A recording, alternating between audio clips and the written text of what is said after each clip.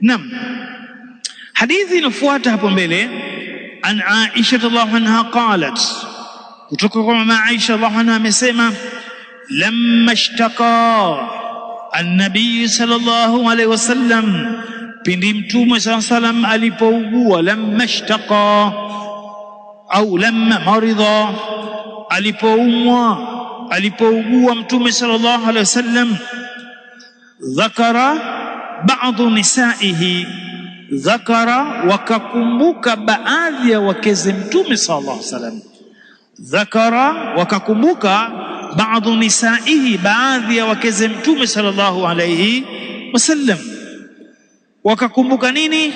Wakakumbuka kanisatan, wakalikumbuka kanisa, raainaha, waliloliona kanisa hilo, biardhi alhabasha, katika ardhi ya Uhabeshi.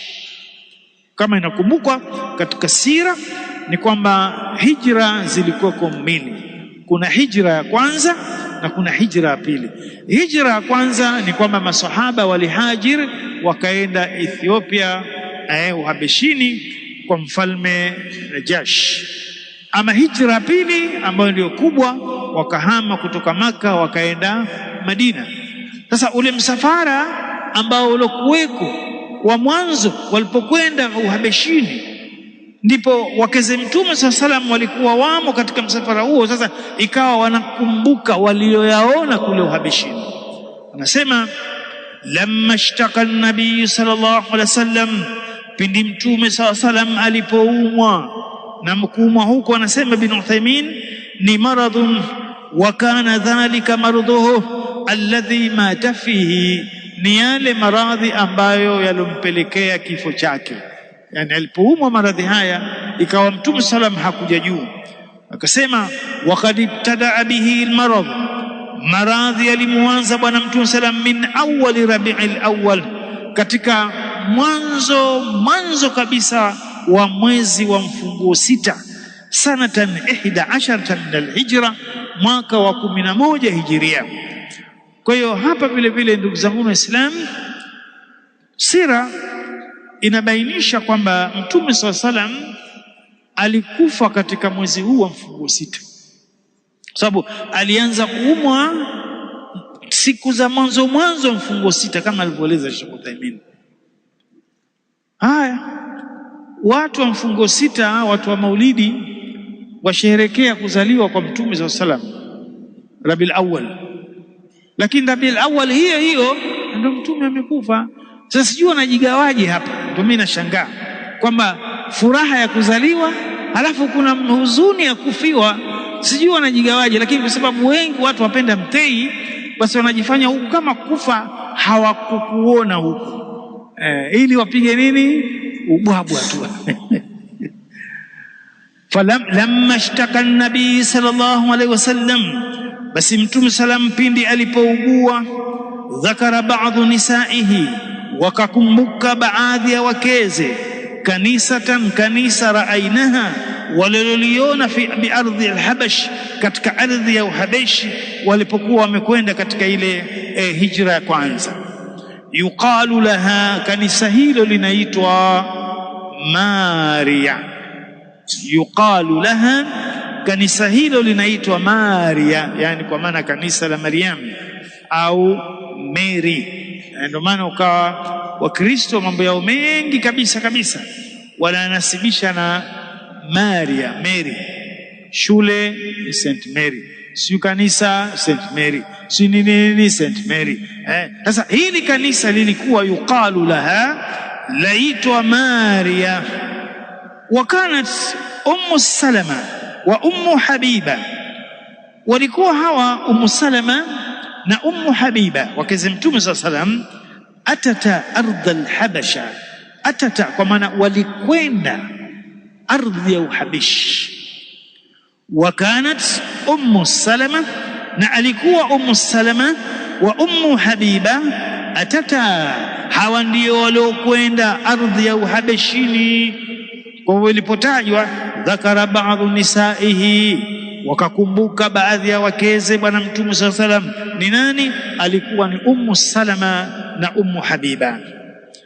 Anasema rawi anazungumzia ya kwamba fadhakarata, wakaelezea sasa, fadhakarata wakawa wanaelezea min husniha, uzuri wake kanisa hilo.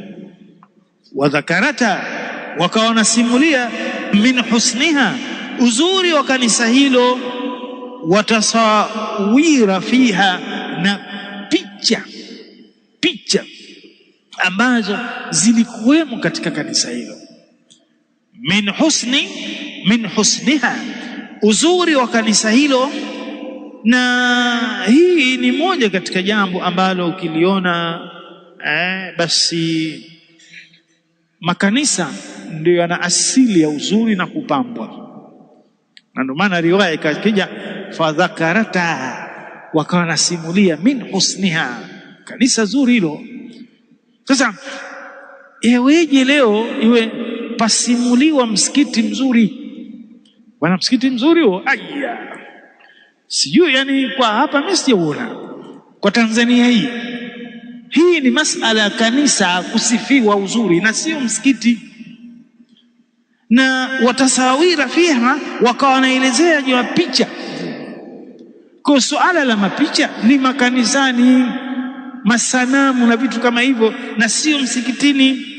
Katika baadhi ya misikiti utakuta mbele huku kuna picha za buraka. Bwana Mtume alipokwenda katika safari yake Isra na Miraji, apanda buraki, basi yaoneshwa picha la buraka, ana sura nzuri haya. Wengine sasa waweka mapicha, waambiwa kwamba jamani, mara hii tutafadhili sisi maulidi watu, mara hii itakuwa tonge nyama na juice, lakini picha ya Imam Khomeini mtaweka pale na nyingine pale na nyingine pale. Unaingia katika msikiti kuna mapicha ya Imam Khomeini. Haya ni mambo ya Kikristo. Makanisa ndo kunakuwa kuna mapicha, lakini katika misikiti hakuna asili ya kuwa na mapicha. Na ndio maana hawa wakawa wanaelezea fadhakarata, wakawa wanasimulia wenyewe mzuri, na kulikuwa kuna picha hivi na hivi. Farafa'a ra'sahu sallallahu alayhi wasallam, basi bwana Mtume sallallahu alayhi wasallam akainua kichwa chake. Farafa'a, akainua bwana Mtume sallallahu alayhi wasallam kichwa chake. Waqal, na akasema, ulaika hao, idha mata fihim, anapokufa katika wao, arrajulu salih, mtu mwema. Ulaika hao, idha mata fihim, anapokufa katika wao, arrajulu salih, mtu mwema, wanafanya nini? Banau, basi hujenga, ala qabrihi, katika kaburi lake, masjidan, msikiti. Banau, hujenga, ala qabri, katika kaburi la yule mtu mwema yule, wanajenga masjidan, msikiti. Thumma, kisha, sawaru fihi, ni kwamba hutengeneza picha sasa katika kaburi hilo. Sawaru fihi, kwa maana ndio hilo sanamu sasa, wanalitengeneza sanamu hilo, fi tilka suwara, yani picha hizo za huyo mtu aliyokufa mwema. Tilka suwara, picha za hao watu wema waliokufa, wanazitilka suwara.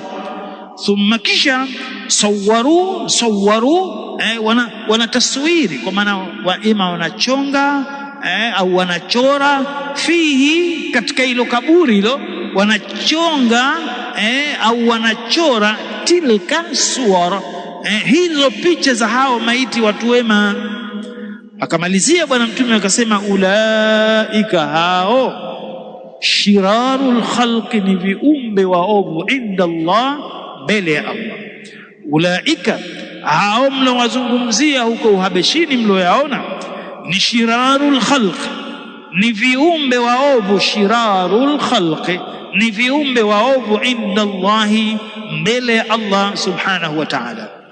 An Aisha radhiallahu anha qalat, kutoka kwa Bibi Aisha amesema, lamma ishtaka an-nabiy sallallahu alayhi wasallam, pindi Mtume sallallahu alayhi wasallam alipougua, dhakara ba'dhu nisaihi, wakaeleza au wakakumbuka baadhi ya wake zake.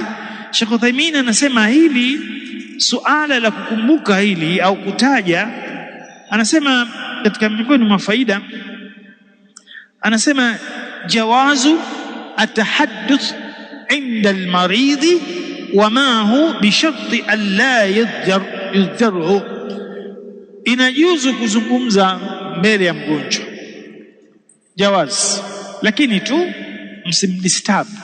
Ikawa mazungumzo yenu sasa yanamfanya anakosa ile kupata ile resting na nini na nini. Kwa hivyo almuhimu, Sheikh Uthaymeen katika kipengele hiki anasema inajuzu, mgonjwa anaumwa, nyinyi mkaa mnapiga story, mnaelezeana kuna hichi kuna hichi kuna hichi kuna hichi, sio katika ile hali ambayo pengine labda mgonjwa yupo ikawa sasa na nyinyi tena mmenyamaza kimya, mnatazamana tu, mnaweza mkazungumza.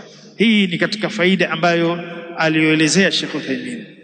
Anasema kanisatan raaitaha, waloliona bi ardhi al-Habash, katika ardhi ya Ethiopia huko, yuqalu laha, kanisa hilo linaitwa Maria.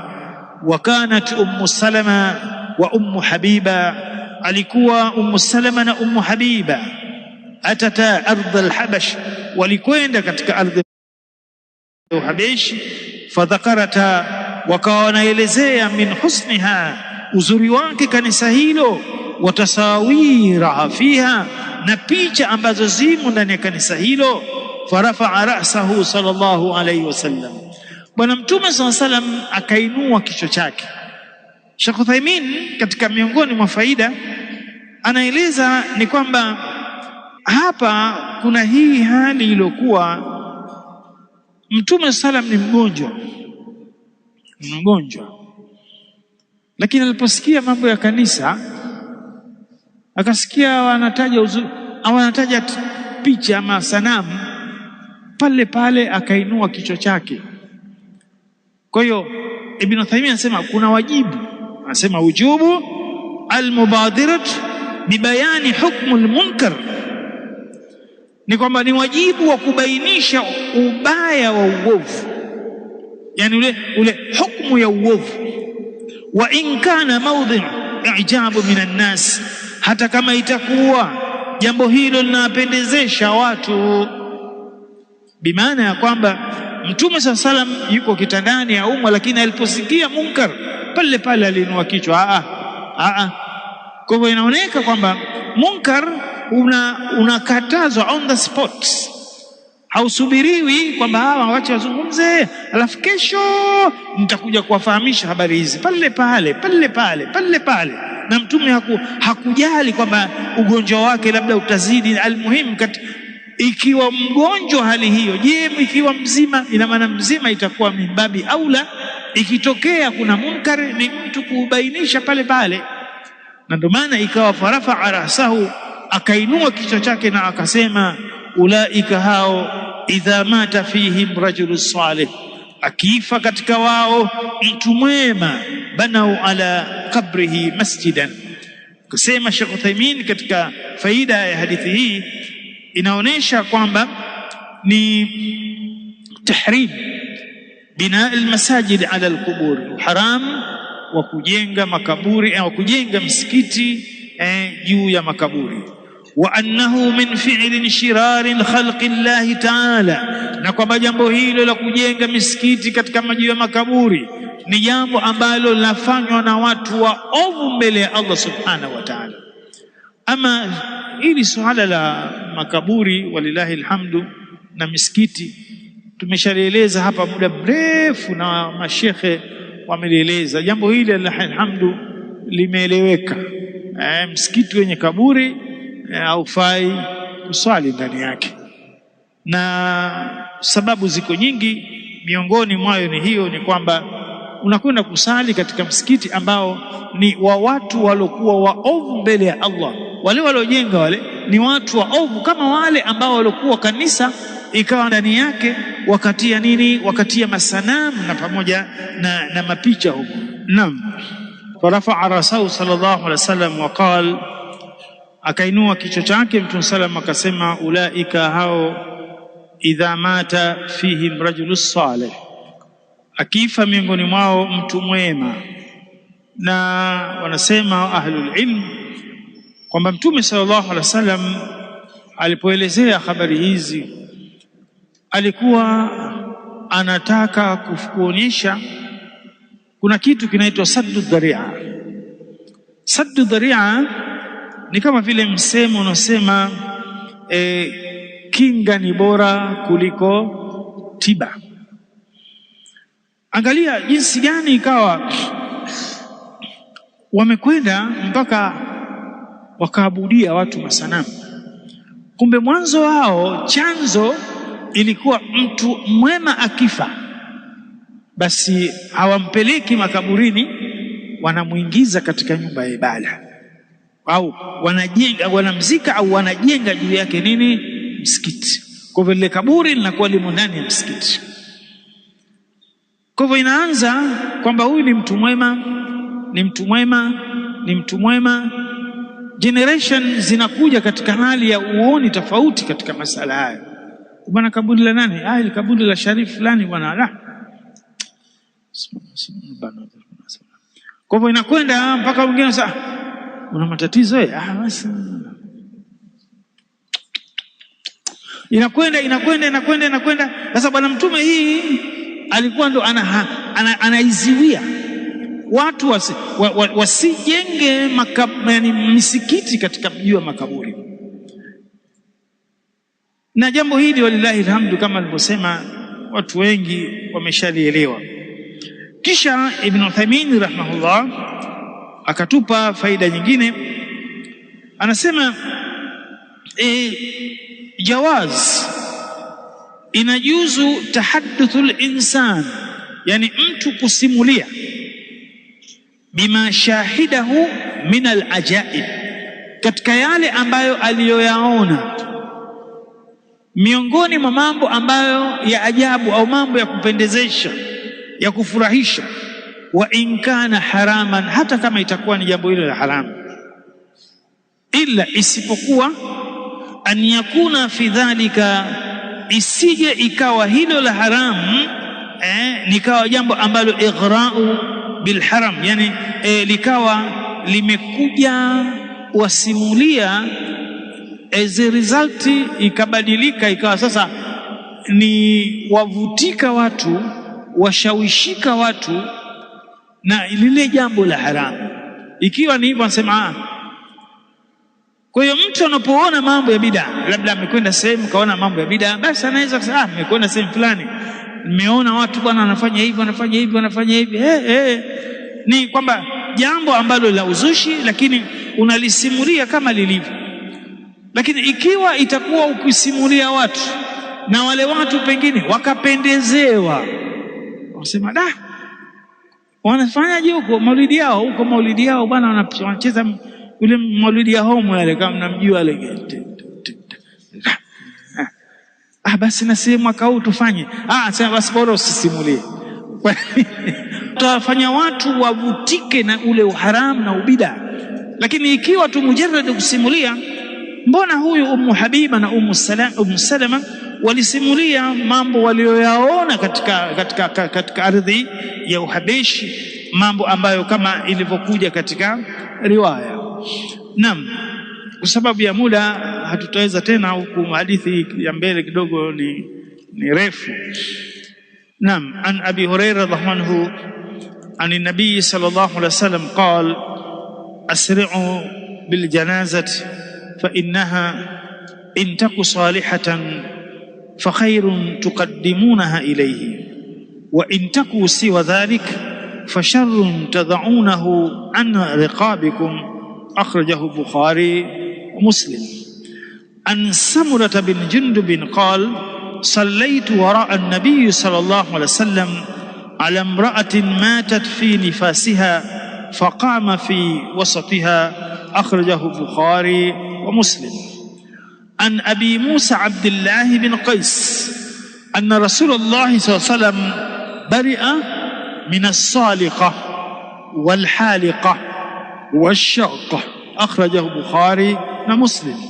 عن عائشة رضي الله عنها قالت لما اشتكى النبي صلى الله عليه وسلم ذكر بعض نسائه كنيسة رأيناها بأرض الحبش يقال لها مارية، وكانت أم السلمة وأم حبيبة أتتا أرض الحبشة فذكرتا من حسنها وتساور فيها، فرفع رأسه صلى الله عليه وسلم وقال: أولئك إذا مات فيهم رجل الصالح بنوا على قبره مسجدا ثم صوروا فيه تلك الصور، أولئك شرار الخلق عند الله.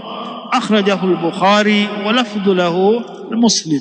Tutasimamia hapa katika hadithi hii hadi juma lijalo inshallah, tutaendelea na hadithi nyingine.